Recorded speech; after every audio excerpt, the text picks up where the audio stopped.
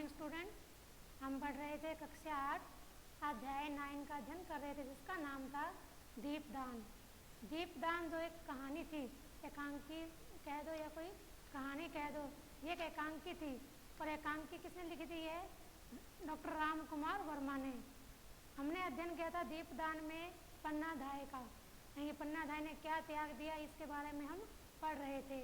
उसने ऐसा कौन सा दान किया जिसके कारण इसका नाम दीपदान रखा गया।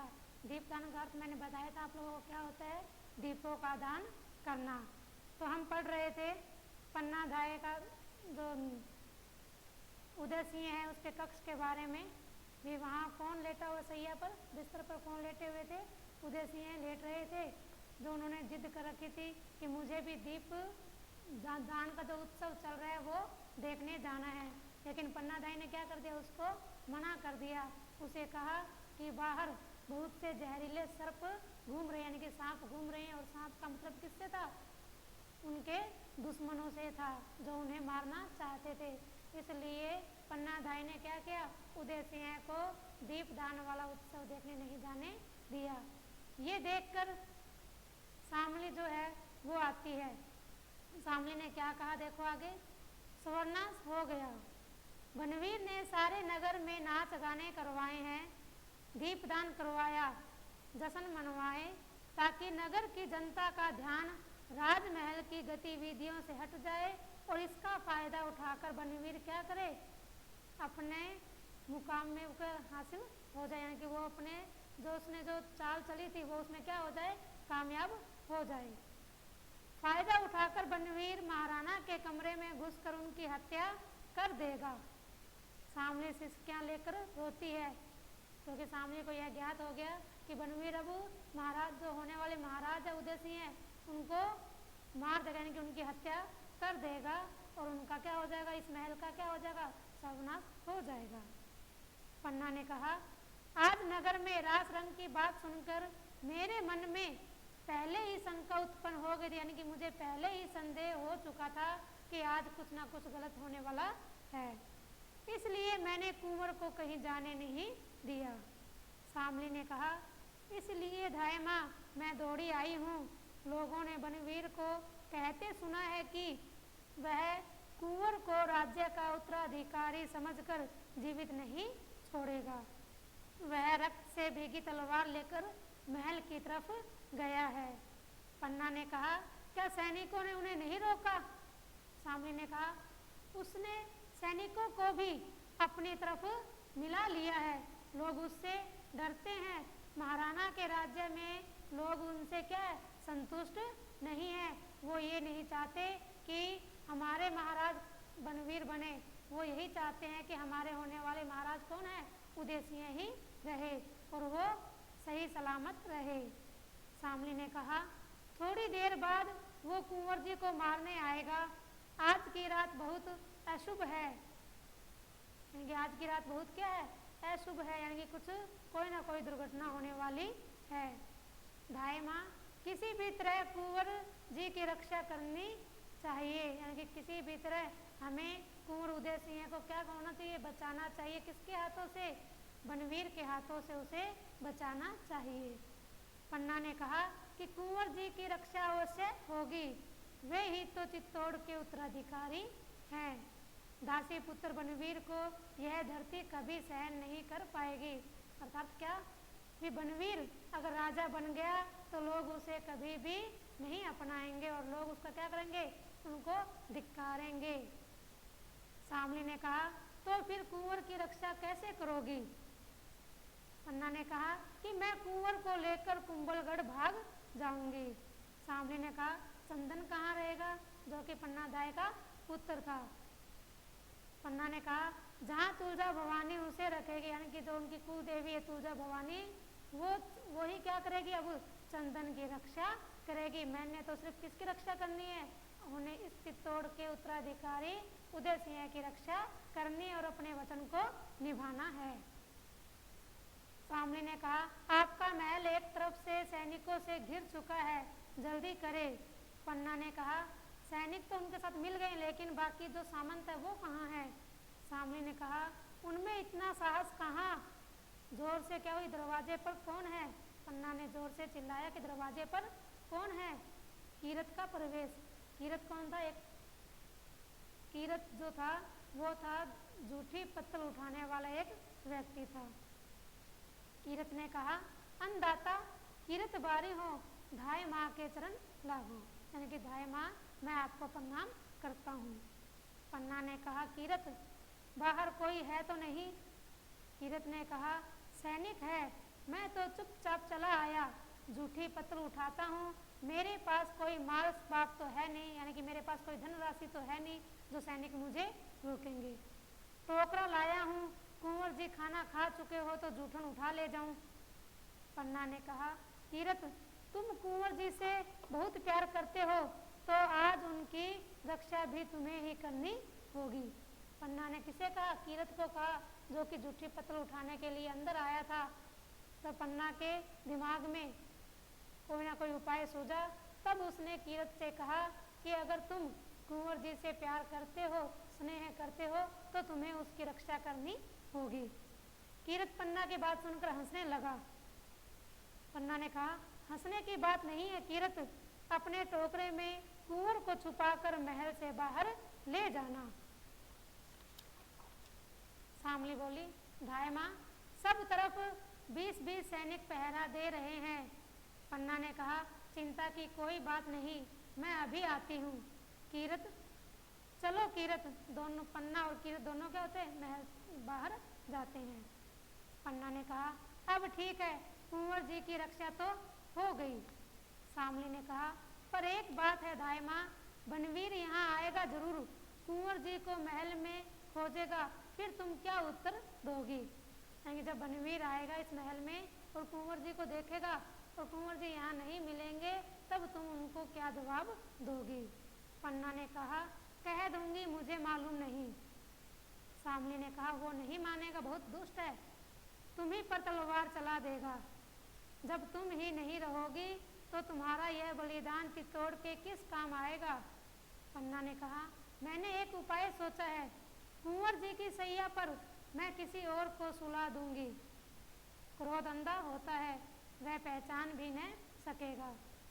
जब पन्ना ने कहा कि मैं कुंवर जी की सैया पर किसी और को सुला दूंगी, तो बनवीर यह नहीं सोचेगा भी यहाँ कौन सो रहा है और वो है अपनी तलवार से क्या करेगा, सीधा वार करने की कोशिश करेगा, क्योंकि क्रोध क्या होता है, अंधा होता है।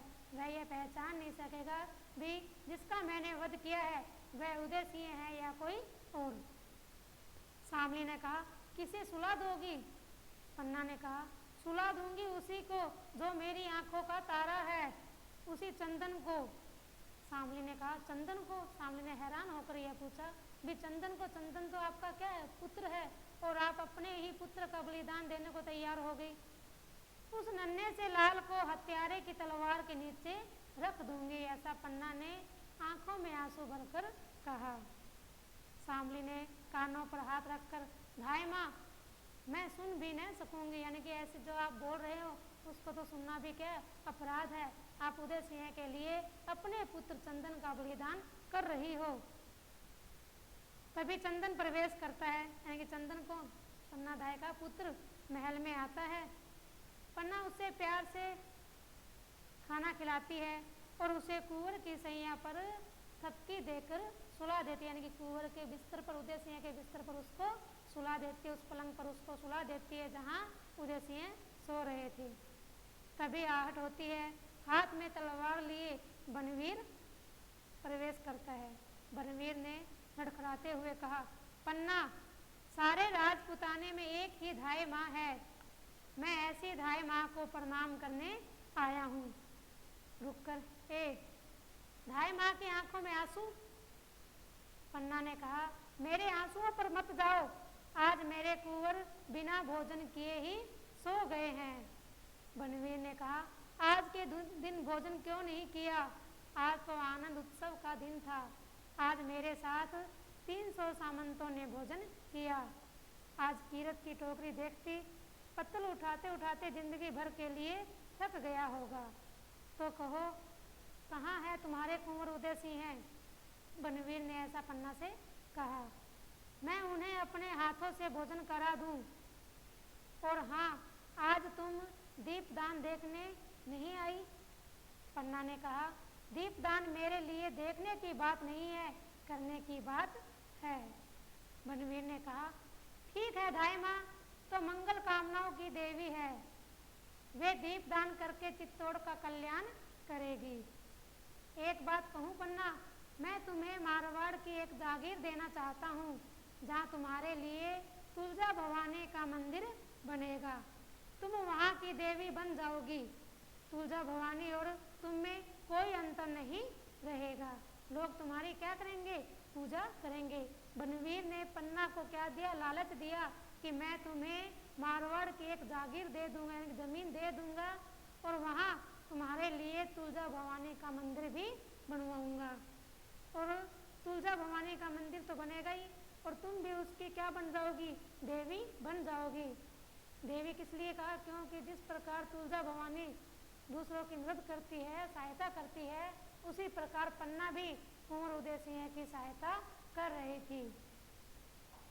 पन्ना ने चीख कर कहा, बनवीर। बनवीर ने फिर अट्टहास करके कहा, हंसकर कहा, महाराज बनवीर नहीं कहा, मेरे कहने से तुम देवी हो गई। महाराज बनवीर को बनवीर कहती हो। हंसता है, देवी को प्रणाम करता है। देखो, तुम्हें मोह माया से दूर रहना होगा। तुम कुंवर उदय सिंह को मुझे दोगी और मैं उसे तलवार दूंगा। म्यान से तलवार खींचता है। पन्ना, इस तलवार पर रक्त क्यों लगा है? बनवीर ने कहा, रक्त के बिना तलवार की क्या शोभा, यह तो तलवार का सुहाग है। पन्ना ने कहा, आधी रात बीत चुकी है, महाराज बनवीर विश्राम करो। बनवीर ने कहा, विश्राम मैं करूं? बनवीर विश्राम करेगा? जिसे राजलक्ष्मी को पाने के लिए दूर तक यात्रा करनी हो, वह विश्राम कैसे करेगा? मैं अपने साथ कुंवर उदय सिंह को ले जाना चाहता हूँ। पन्ना ने फिर चिल्लाकर कहा, यह नहीं होगा, यह नहीं होगा। उदय सिंह के बदले जो चाहो मांग लो। राजपुतानी व्यापार नहीं करती, वह या तो रणभूमि पर चढ़ती है या चिता पर। तुम दोनों में से किसी पर भी न चढ़ सकोगे, ऐसा बनवीर ने उसे कहा, क्योंकि तुम्हारा महल सैनिकों से घिरा हुआ है। पन्ना ने कहा, ओ बनवीर, तुम तो कुंवर के संरक्षक थे, यानी कि उसकी रक्षा करने वाले थे। भक्षक कैसे बन गए हो? उसी के प्राण लेने वाले तुम क्यों बन गए हो? महाराज बनवीर, तुम राज करो, बस कुंवर को मेरी गोद में डाल दो। महाराज बनवीर, मैं कुंवर की सैया से दूर नहीं हटूंगी, यानी कि उसके बिस्तर से दूर नहीं हटूंगी। बनवीर ने कहा, क्या कुंवर उदय सिंह को सुला दिया और मुँह पर कपड़ा भी ढक दिया गया है? वह हृदय माँ बालक के मरने में भी ममता का ध्यान रखती है। तीव्रता से यानी कि तेजी से, सैया से दूर हट, मैं इसे चिर निद्रा सुला देता हूँ। चिर निद्रा यानी कि लंबी नींद, सुला देता हूँ यानी कि इसकी क्या कर देता हूँ? हत्या कर देता हूँ। पन्ना साहस से, नहीं, ऐसा नहीं होगा। क्रूर, नराधम, नारकीय, ले मेरी कटार का प्रसाद ले। यानी कि पन्ना क्या करती है? अपनी कटार से बनवीर पर वार करती है। बनवीर, दासिक स्त्राणी, कर लिया कटार से वार, अब तुझे समाप्त कर दूं, लेकिन मैं स्त्री पर हाथ नहीं उठाता। पन्ना ने कहा, सोते हुए बालक पर वार करते हुए तेरा हृदय तुझे नहीं धिक्कारता, पापी। बनवीर क्या करता है? सैया के पास जाकर, यही है मेरे मार्ग का कांटा, यानी कि मेरे रास्ते का सबसे बड़ा कांटा कौन है? उदय सिंह। आज मेरे नगर की स्त्रियों ने दीप दान किया है, मैं भी यमराज को इस दीपक का दान करूंगा। यमराज, लो इस दीपक को, यह मेरा दीप दान है। तलवार से उदय सिंह के धोखे में चंदन पर जोर से तलवार का प्रहार करता है। पन्ना जोर से चीखकर मूर्छित यानी कि बेहोश हो जाती है। कमरे में मंद लो से दीपक जलता रहता है। तो ये थी दीपदान, यानी कि पन्ना ने क्या किया? अपने दीपक, अपने आंखों के तारे का क्या कर दिया? बलिदान कर दिया। और चित्तौड़ के उत्तराधिकारी उदय सिंह कि उन्होंने क्या कर ली, रक्षा कर दी, उन्हें सही सलामत कुंभलगढ़ भेज दिया। और चित्तौड़ के महाराज कौन बने, पूर्ण उदय सिंह ही चित्तौड़ के महाराज बने। ये था पन्ना का त्याग। तो उसी के सामने, एक माँ के सामने उसके पुत्र का क्या हो गया, हत्या कर दी गई। और वो भी ऐसी हत्या जिसको देखकर पन्ना आह भी नहीं कर सकी, रो भी नहीं सकी। और वो क्या होगी, इसे देखकर क्या होगी, वो बेहोश हो गई। तो ये था पन्ना का त्याग, जिसने, इसीलिए पन्ना को क्या कहा गया है, त्याग की मूर्ति यानी कि त्याग की देवी कहा गया है। तो इस पाठ से हमें यही शिक्षा मिलती है, हमें भी, हमारे अंदर भी क्या होनी चाहिए, त्याग की भावना, ममता, देश प्रेम और उसके साथ साथ वीरता और साहस भी हमारे अंदर होना चाहिए, क्योंकि ऐसा त्याग एक साहसी ही कर सकता है। धन्यवाद।